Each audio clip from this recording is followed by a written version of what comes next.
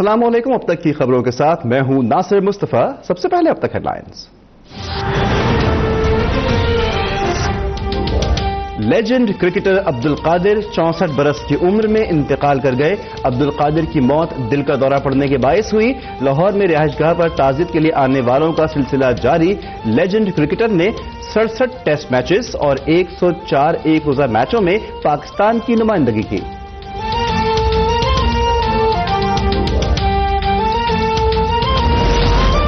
Cricketer Abdul Qadir کے انتقال پر صدر اور وزیراعظم کا اظہار افسوس. وزیراعظم نے کہا کہ عبدالقادر کی وفات نے ایک دوست سے محروم کر دیا.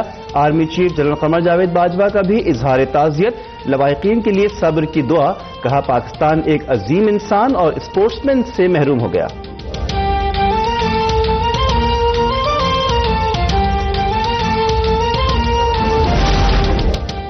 نیپرا کی انکوائری ٹیم نے کراچی میں بارش کے دوران کرنٹ لگنے سے 19 اموات کا ذمہ دار کے الیکٹرک کو قرار دے دیا.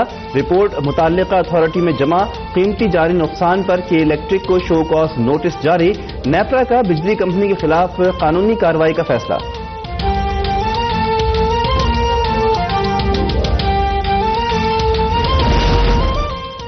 وزیراعظم عمران خان اور آرمی چیف کا LOC کا دورہ. پاک فوج کے جوانوں کو بھارتی جارحیت کا منہ توڑ جواب دینے پر شاباش. بھارتی فائرنگ سے شہید ہونے والوں کے لواحقین اور زخمیوں سے ملاقات.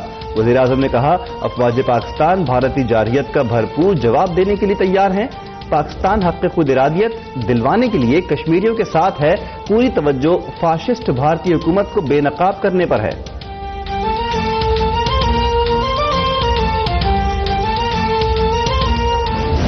کشمیریوں پر ظلم ہمارے صبر کی آزمائش ہے. پاکستان کے بہادر عوام افواج اپنے کشمیری بہن بھائیوں کے لیے ہر طرح کی قربانی دینے کو تیار ہیں. ہم آخری گولی، آخری سپاہی اور آخری سانس تک اپنا فرض ادا کریں گے. کشمیر کی آزادی تکمیل پاکستان کا نامکمل ایجنڈا ہے. پاکستان کشمیریوں کو تنہا اور حالات کے رحم و کرم پر نہیں چھوڑے گا. آخری گولی، آخری سپاہی اور آخری سانس تک کشمیر کے لیے لڑیں گے. Army chief general Qamar Javed Bajwa کا GHQ میں یوم دفاع کی مرکزی تقریب سے خطاب. کہا کشمیری ہندوتوا کی پیروکار بھارتی حکومت کے ظلم و ستم کا شکار ہیں جو پوری عالم انسانیت کے لیے ایک آزمائش ہے.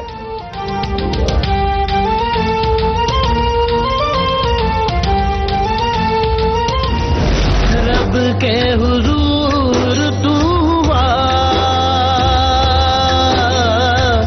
سرخ رو ضرور تو ہوا وہ چھوڑا تیرا جان لے گیا ہے سارے ارمان لے گیا. آرمی چیف کی GHQ میں یادگار شہداء پر حاضری. وطن کے لیے جان کا نذرانہ پیش کرنے والوں کو خراج عقیدت پیش. شہداء کی لازوال قربانیوں پر مبنی ڈاکیومنٹری دیکھ کر حاضرین اور شہداء کے لواحقین کی آنکھیں چھلک پڑیں.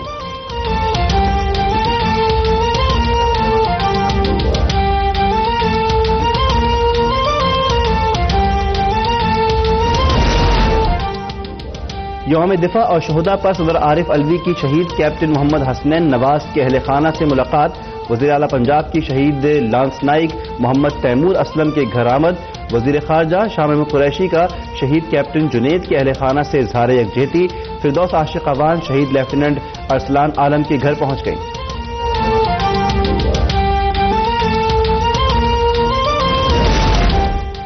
وزیر اعلیٰ سندھ اور کور کمانڈر کراچی کی ملیر گیریجن میں یادگار شہداء پر حاضری. وزیر اعلیٰ سندھ کی پائلٹ راشد منہاس شہید کے اہل خانہ سے ملاقات.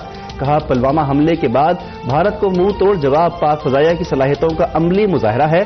کوئی طاقت بھی کشمیری بھائیوں کو ہم سے جدا نہیں کر سکتی.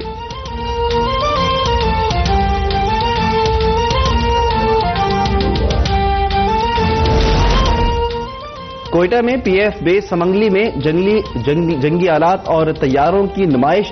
وزیر اعلیٰ بلوچستان جام کمال نے کہا 27 فروری کو شاہینوں نے دشمن کے جہاز زمین بوس کر کے اہلیت ثابت کر دی. بھارتی مظالم کے خلاف کشمیری بھائیوں کے شانہ بشانہ کھڑے ہیں.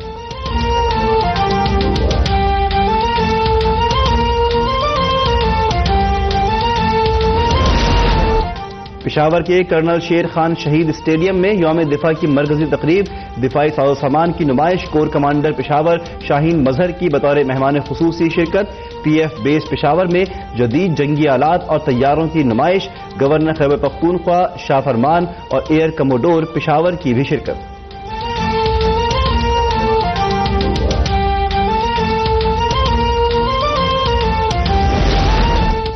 شہباز شریف کی شہید تیمور اسلم کے گھر آمد، کہا شہداء قوم کا عظیم سرمایہ ہیں، عظیم قربانیوں کو ضائع نہیں ہونے دیں گے، مسلح افواج اور قوم وطن عزیز کی خود مختاری اور سلامتی کے لیے یکجان ہے۔ احسن اقبال اور مریم اورنگزیب کی شہید کرنل سہیل عابد کی آخری آرامگاہ پر حاضری۔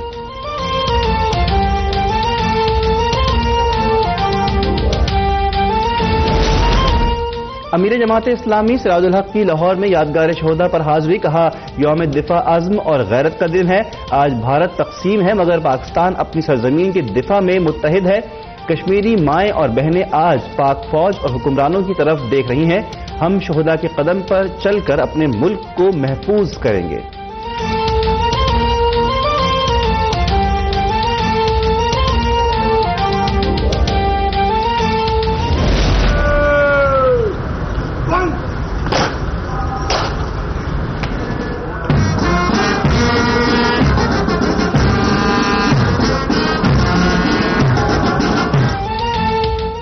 مزار قائد کراچی پر گارڈز کی تبدیلی کی پروقار تقریب، P F Asghar Khan academy کے کیڈٹس نے گارڈز کے فرائض سنبھال لیے، لاہور مزار اقبال پر بھی خصوصی تقریب، پاک فوج کے چاق و چوبند دستے کی سلامی، میجر جنرل محمد عامر مہمانوں کی کتاب میں تاثرات درج کروائے۔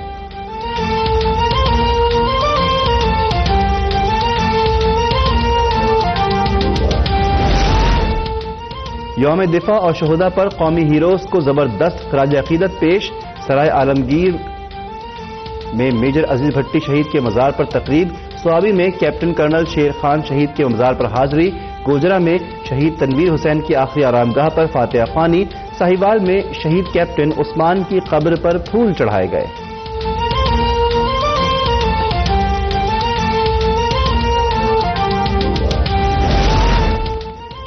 مقبوضہ کشمیر میں صورتحال انتہائی خوفناک، مسلسل کرفیو 34ویں روز میں داخل، خوراک ادویات ناپید، مواصلاتی نظام مسلسل معطل، کشمیر کو بولنے دو کے نام سے ایمنسٹی انٹرنیشنل کی مہم کا آغاز، مقبوضہ وادی میں بڑا انسانی المیہ جنم لینے لگا، غیر معینہ پابندیوں کے خلاف خاتمے کا مطالبہ۔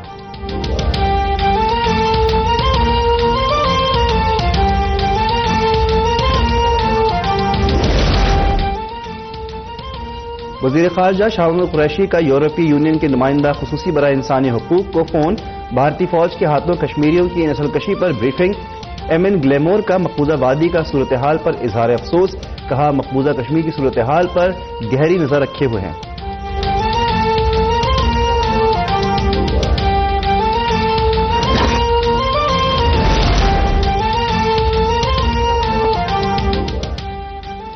نیب کے ایگزیکٹو بورڈ نے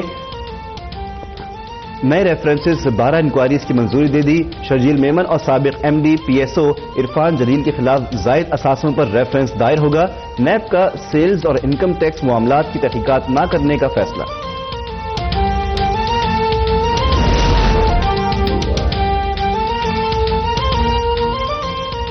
ہب میں مکران کوسٹل ہائی وے پر منی ٹرک کو حادثہ، 6 افراد جاں بحق 4 زخمی، ظفروال میں ہجری کا ڈمپر رکشے پر الٹ گیا، اسکول جانے والے 7 بچے اور رکشہ ڈرائیور جاں بحق۔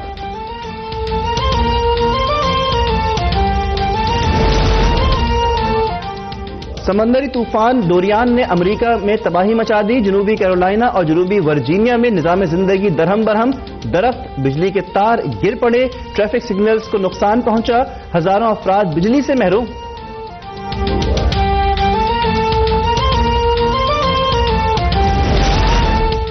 لیجنڈ اداکار عابد علی کی کراچی میں تدفین، نماز جنازہ میں قریبی عزیز و اقارب اور شہریوں کی شرکت، مرحوم گزشتہ روز نجی اسپتال میں انتقال کر گئے تھے۔